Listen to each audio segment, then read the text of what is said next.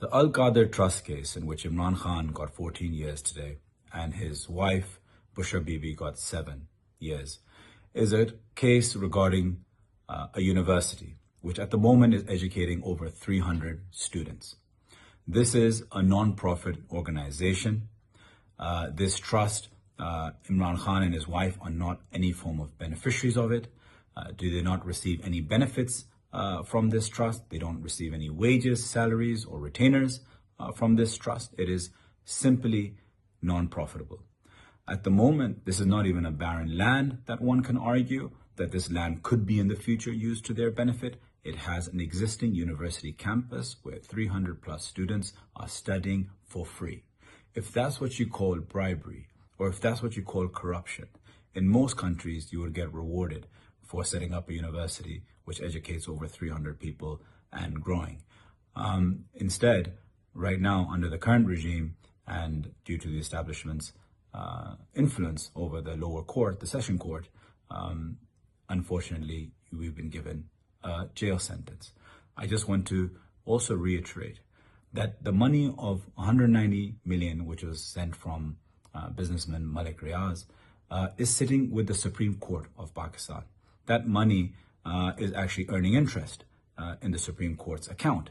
That interest benefits the government and the judicial system.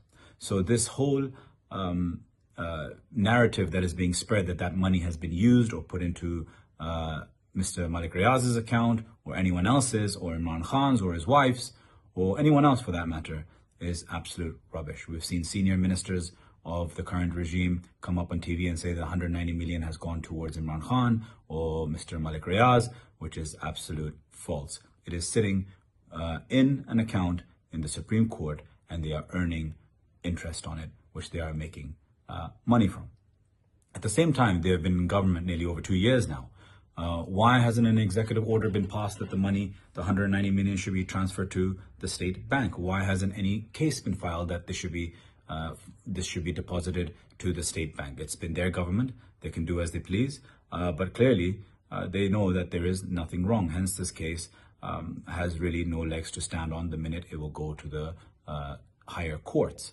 I also want to add that the judge that heard this case, Justice Javed Rana, he in 2004, the Supreme Court gave a decision against him that to withdraw all his judicial powers and was declared unfit for judicial service. So just to understand the background and how we got here is that this judge was brought back to give this decision on Imran Khan and his wife.